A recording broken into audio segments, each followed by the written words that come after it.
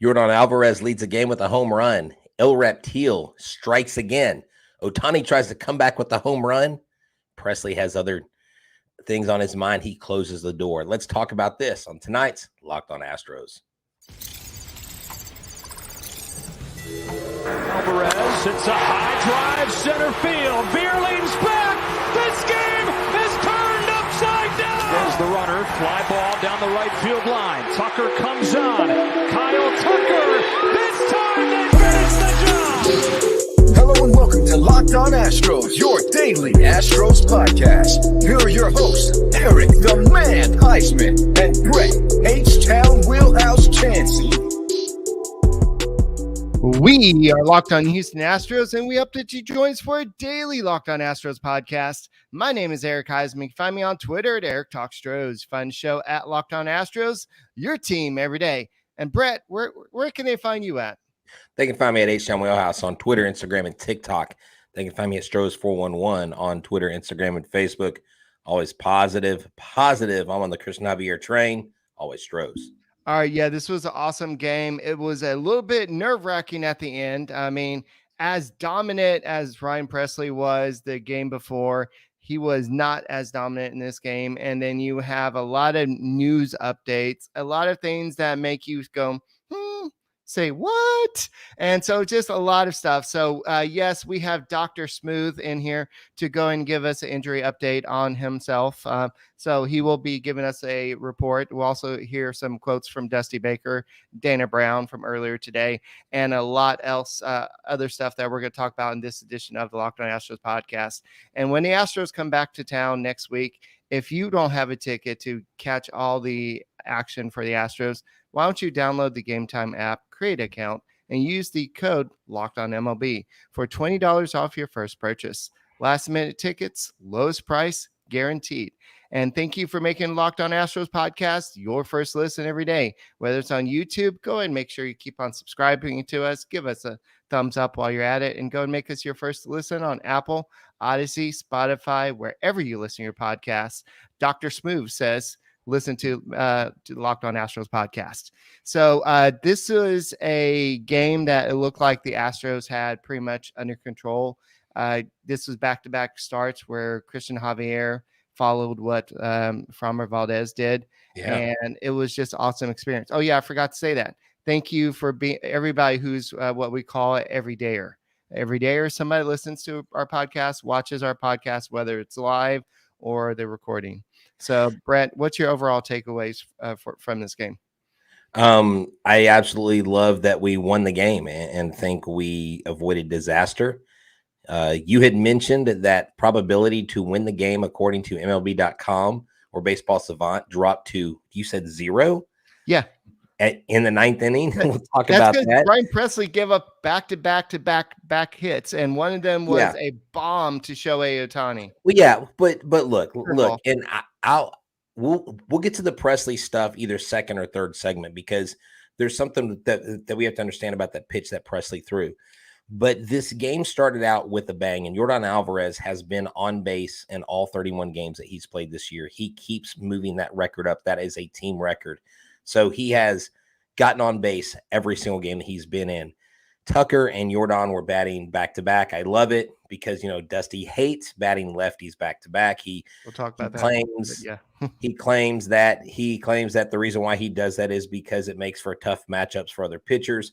But I would still say that that's a little bit old school, because now we don't have these situational relievers. So it's not, to me, as big of a deal to do that. I think these guys should be hitting one behind the other, because Alvarez is going to have to get pitches to hit.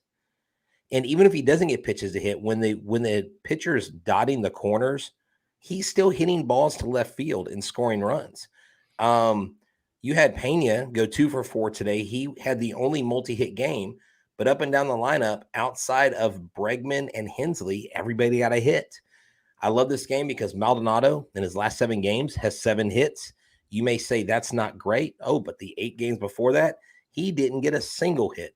So if your catcher, your old catcher, your aging catcher, the much divisive Martin Maldonado, Machete, is in the game, and people either love him or hate him, he's at least contributing as much as he can offensively with the home Right. run this series, with the hit today.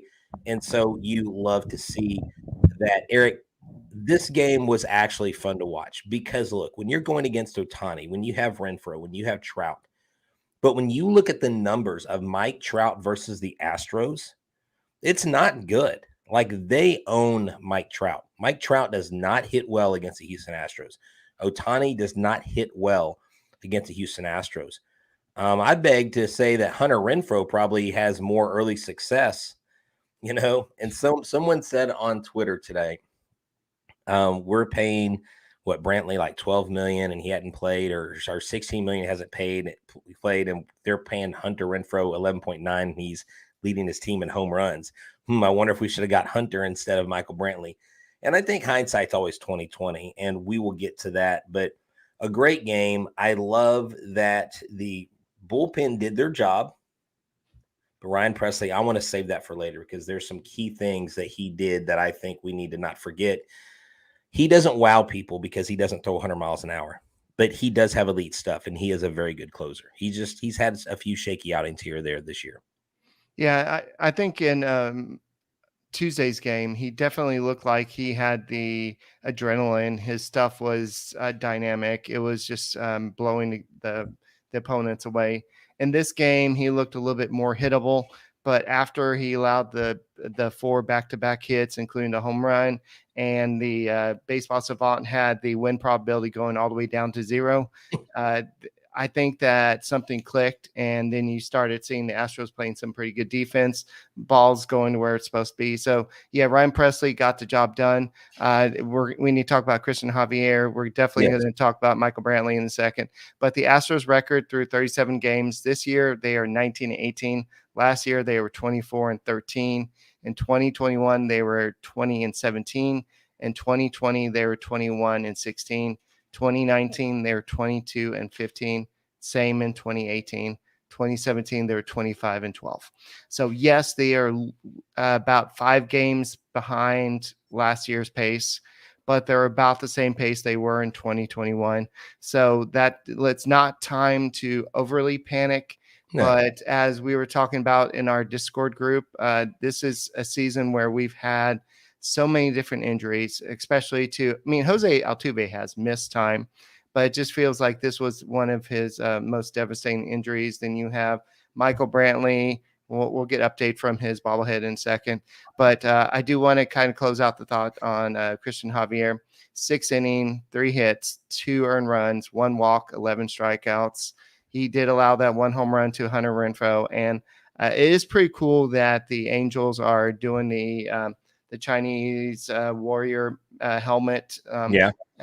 Kind of bringing in, or Japanese, I guess it should be. It would be. It would be Japanese. It would. Yeah, I thought about that real quick, but I guess that's part of Ohtani's culture, so that they're kind of bringing that as their home run celebration. So that was a pretty cool thing. But I hate that Hunter Renfroe seems to be doing pretty good against the Astros.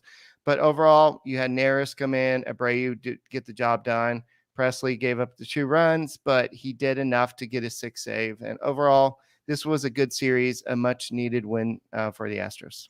Yeah, and so since you talked about Pressly several times, I'll go ahead and hit on this because it's important. The same pitch that Pressly hit through that Ohtani hit out of the park, he threw to Ohtani the night before and struck him out. Ohtani absolutely golfed that ball. He went down and got that pitch. That is why Shohei Ohtani is probably going to be considered one of the greatest hitters, I think, in baseball history. He remembers. And he knows, and he sees, and he makes adjustments, and he turns. And when he turns on a ball, he absolutely waylays it. And, look, good on Pressly, because Pressly stayed in. And the Astros were inches away from turning a triple play. If that ball doesn't hit the bag, if Bregman catches it clean before it hits the bag, they would have legit turned a triple play and ended the game. So that would have been fun to watch. They were inches away. But if I would have told you, Eric, that the Astros would be 19-18, and we had Brantley, McCormick, Altuve, McCullers, Urquidy, Garcia, all on the shelf, would you take a 19-18 record? Yeah, I think I would, but I still would think that some of the guys will be hitting a little bit better. I know Abreu is somebody that we're going to talk about a lot in a little bit. Right. And where in the world is Carmen, Sandy, Michael Brantley? Oh my Uh, God. Okay. All right. Well, on that note, it is game time, baby. Download the Game Time app today. Use the code Locked On MLB for $20 off. Let me tell you, if you're tired of fumbling through all these sites that give you these weird prices and these weird price ranges, look no further. Game Time takes the guessing out of it, and you don't have to plan ahead. You can literally wait till the day of the game. And I'll tell you, I did this. I actually waited until the game was about to start, and I found a really good ticket on the Game Time app. Field box level, 12 rows up. I paid like $38 for it. That's a bargain. That's a steal, but it's not just baseball or football or basketball. It's theater, it's comedies, it's whatever you want. It's there for you. Game Time is on time. And when you get the app and you download it and use a promo code Locked On MLB, you'll get $20 off your first order. So why are you waiting? Game Time guarantees you the lowest price. If you find a ticket in the same section, in the same row for less, they will refund you back 110% the difference. So you can put that towards the purchase of another ticket. So get the Game Time app today. It is time to get your game on with Game Time with the Locked On MLB code. Last minute tickets, lowest prices guaranteed. All right, guys. And Jose Abreu, we're going to definitely address some of his issues in a little bit, but he was out of lineup today, but he's making a homecoming this weekend at whatever they call that ballpark in Chicago. But they're going to play the White Sox on Friday at 7:10 p.m. Catch every pitch of the Astros hometown broadcast with Sirius XM on the SXM app. Just search Astros, and soon you can another avenue for you to listen to the Locked On Astros podcast will be Sirius XM. No, we're not going away from YouTube. No, we're not going away from all the other sources. It's just another avenue for you listening to the Locked On Astros podcast. So I think that now that we've kind of talked about the Astros winning this series, let's go ahead and focus on some injury updates, which is pretty much a big concern. So we need to hear from Mr. Brantley. So Mr. Brantley can come to the stage. Okay. So Michael Brantley, where are you right now? I don't really know. I'm somewhere. This is from Dusty Baker. They said he doesn't know his present location. I know a lot of people said possibly Houston, but he said he could not confirm that he was in Houston. So what's going on with you, Michael? Well, I'm just a little bit more sore after I think I may have overdid it a little bit and playing with the Space Cowboys. And I know I played 6 games, and so I'm just a little bit sore. Maybe my shoulder hurts a little bit. So I'm going to get a second opinion. That's what's going on here, Eric. So that's basically all we know. What was odd was Dana Brown was on Sports Talk 790 today, and he said that is this like Sean asked him, is this a slowdown for Brantley because he's tired or a flare-up with the injury?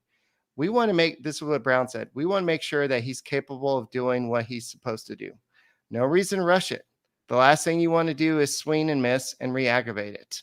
And they decided to slow him down. We'll have another update later this afternoon. But then Baker said he's going to go get it checked out, make sure there's nothing wrong. Right. We don't want to rush him. Like we've always said, the timetable doesn't always match how your body heals. We'll just have to wait till he's better. So we basically don't know what's going on. Let's just quit mincing words and quit trying to like we're trying to thread these needles. And I'm not going to play like the Astros mouthpiece here.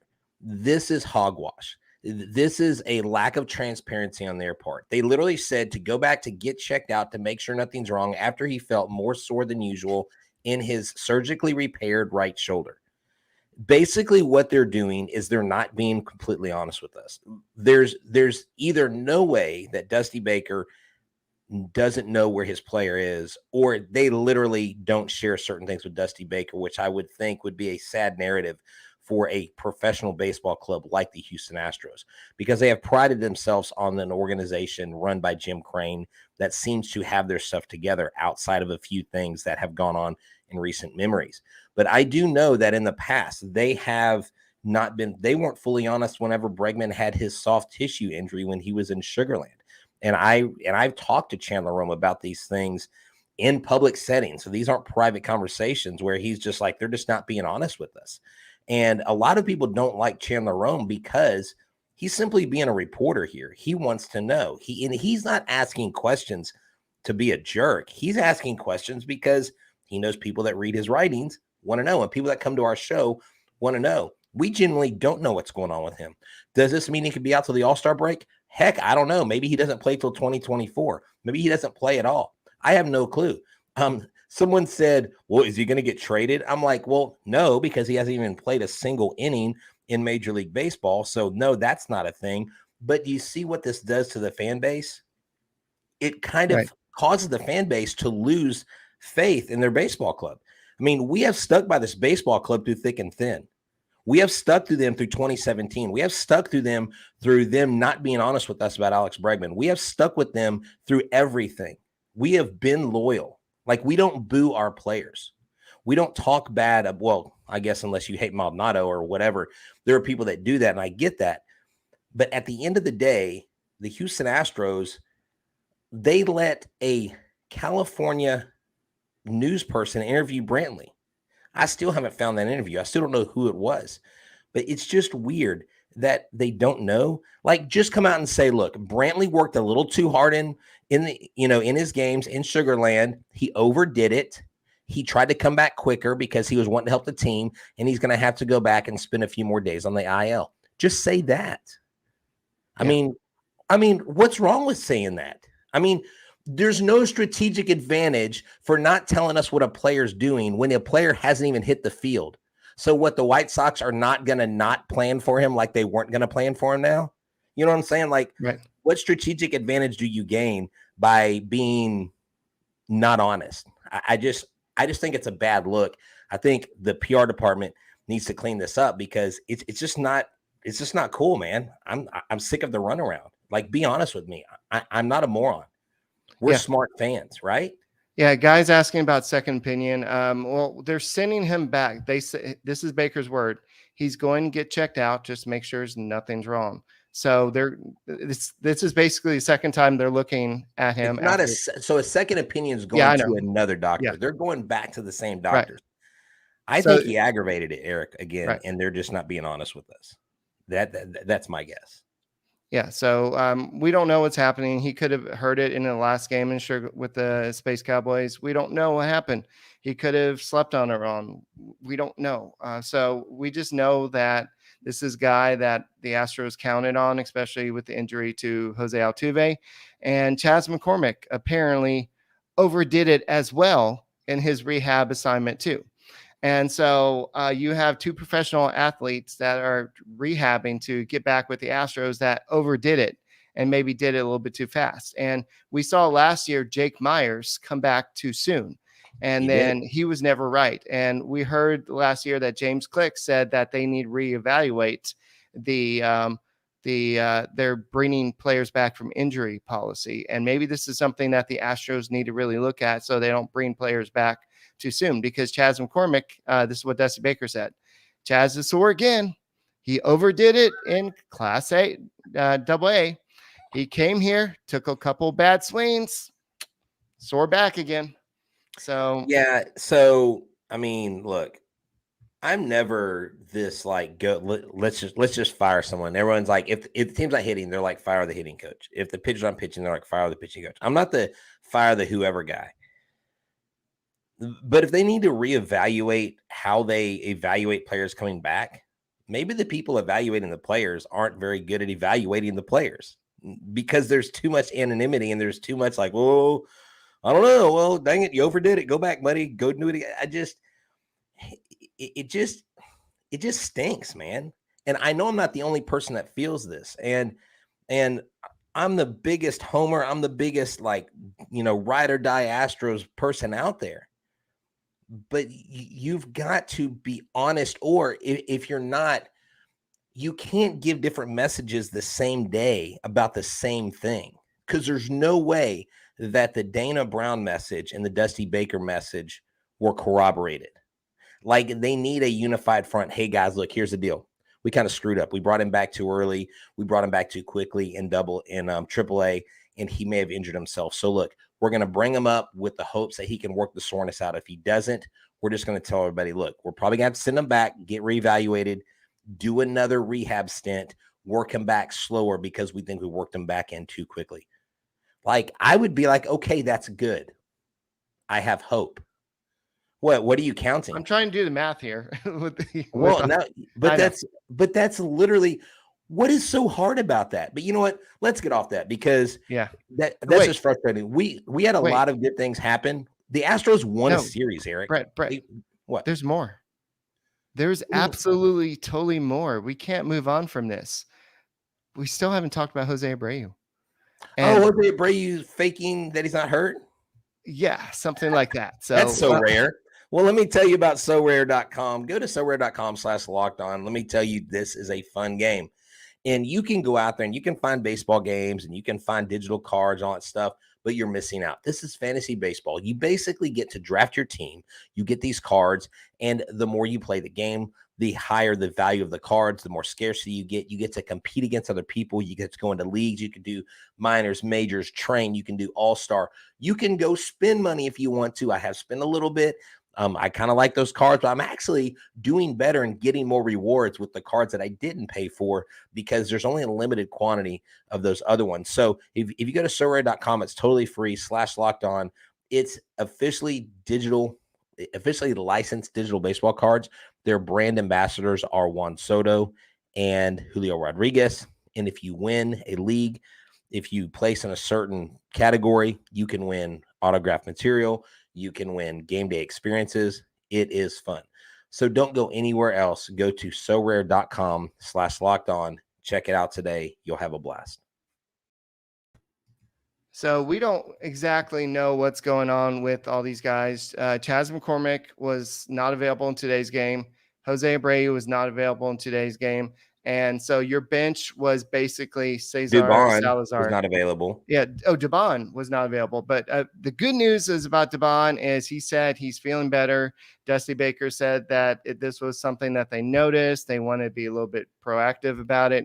So they don't think he's going to have to go to IL with a hamstring. It's just something that they noticed when he was on defense. He made a play. He kind of was a little bit he just didn't look right.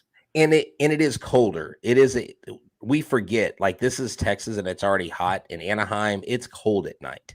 I mean, right. that is Southern California. And if you've never been out there, it'll be 75 during the day and it'll be in the 40s and 50s at night. So it was colder.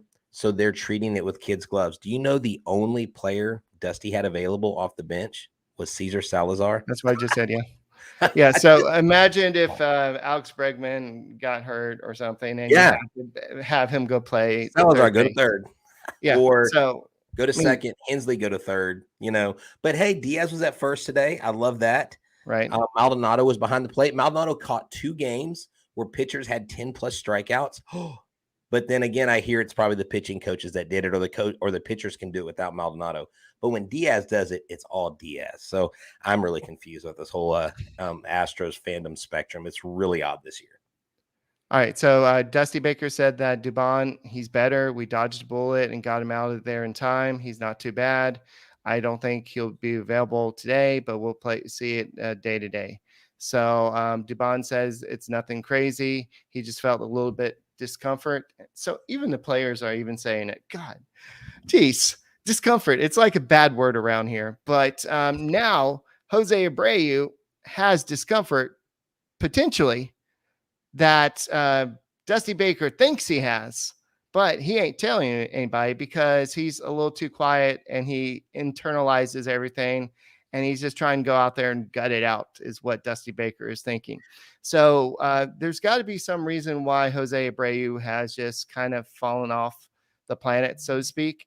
And this is what Dusty Baker had to say. Trying to communicate with him. He's so quiet and he internalizes everything. I know it's killing him, not helping his team and not to perform. I think today was a good day for him to get a massage, get a whirlpool, take today and tomorrow off, and then he'll be very familiar with the White Sox. So he also said that he's hurting a little bit somewhere, but he's not telling us because he's such a warrior. We've heard Dusty Baker allude to players being the predator before. Yeah, well, let me tell you the worst thing you can do is not divulge to your team what is wrong with you. Because Chad warrior Balls, or not, warrior or not, you're hurting your team in the long run. And he's 36. He's a grown man. He knows this. Major League Baseball players are not idiots. They have common sense. They have brains. They can think. I mean, baseball's a thinking man's sport. But I'll never get over how players can simply not tell someone, hey, I'm hurting, I'm injured. Because I don't know if you know this. If you try to play through an injury, you not only risk injuring whatever is injured more, but you risk injuring other muscles and other parts of your body. Right. Because you are favoring that or trying to baby that. And, if you got a sore hamstring, well, you're going to run differently. You could twist an ankle. I mean, there's so many things. The body's connected. And I remember years ago, I met a guy that had been running marathons, Eric, for 35 years, and he had never been injured. Never. And I asked him how he did it. He said, when I started hurting, I rested. I listened to my body. And I just don't think these players do that. And maybe they don't feel like they have the luxury because they get paid so much. It's 162 games, blah, blah, blah. You can make excuses. But you taking care of yourself is what's most important to the team, especially with the amount of players that are down. And maybe Abreu, I don't know, you can say he felt pressured because of all the injuries around him. You still got to tell the team, hey, guys, I'm about 85% tonight. If I don't dive for that ball, it's probably because if I do that, I'm going to pull this or this is what's going on. So we just need more transparency. Nobody wants Abreu to fail. I don't want Abreu to fail because this is going to be one of the worst signings of all time in Astros history if he doesn't ever come out of this funk that he's in. But I think the probability is in our favor that he does come out of it at some point. You know what, Brett? I suffer from migraine sometimes. And you know what? I need to be more open and honest before the show. If I have a migraine, I need to go and tell you so you can be prepared to carry me that day.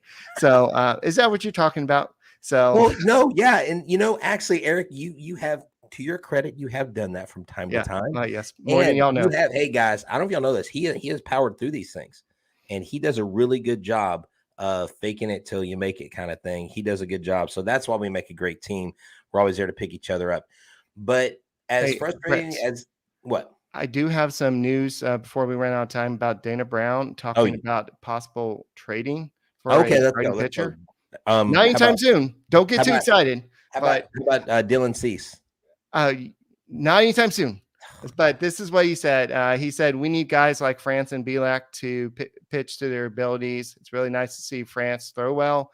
Bielak is competing and giving us a chance. Right now, we're working through our AAA depth.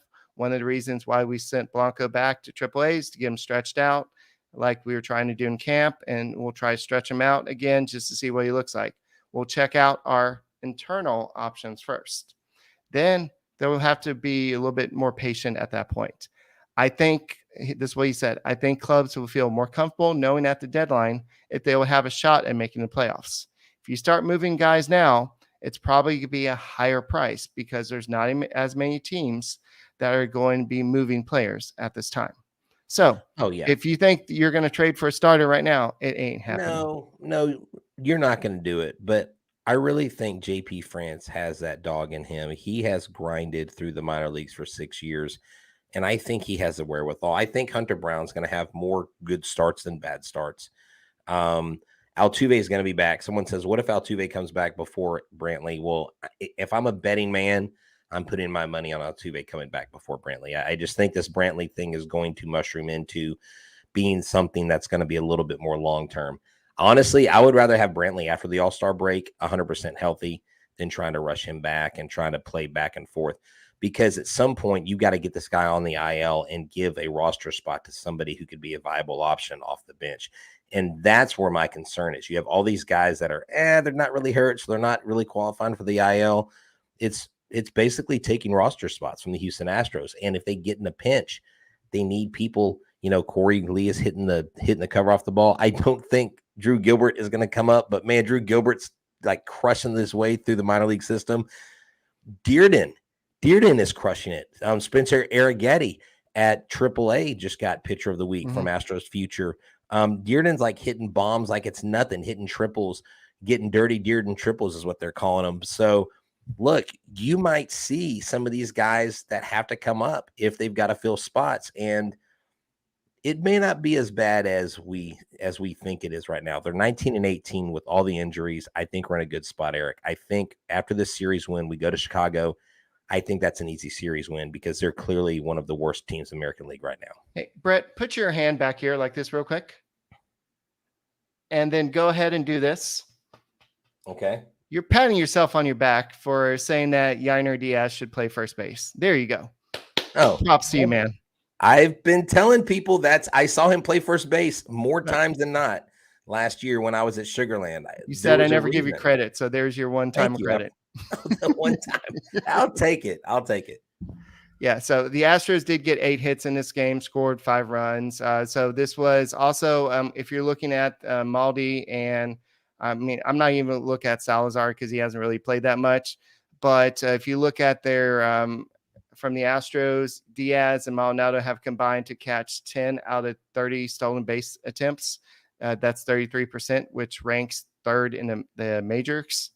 And so that's a pretty good combination there. So the catchers they do have the arms for the Houston Astros this year. So that's good.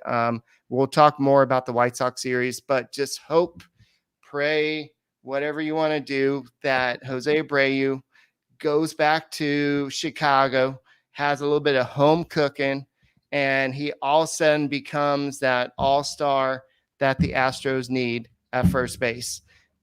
Because we didn't really address this. I mean, you kind of did, but Dusty Baker clarified to you, Brett, to all of you in the chat, every one of y'all listening, that he ain't moving out Abreu from the cleanup spot because he needs somebody hitting in between the two lefties. And he said, yeah, I had to hit Alvarez and Tucker back. Yeah, he acted like it was a bad thing. I just don't like doing that. And if you look at it, Alvarez has a career 966 OPS against left-handed pitchers.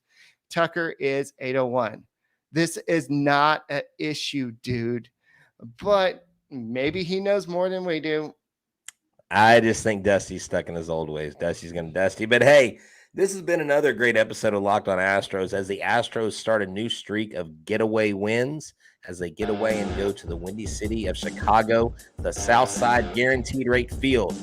I guarantee you're going to love the Astros. Play the White Sox Friday at 7:10 p.m. Central Standard Time. Catch every pitch of the Astros hometown broadcast on SiriusXM with the SiriusXM app. Search Astros. I'm H-Town Wheelhouse. He's Eric the Man Huysman. Find him at Eric Talk Stros. And we are your team every day. I got some everydayer stickers coming up. Y'all better be on the lookout for them. Go Stros. Yeehaw! Yainer at first. That's my boy.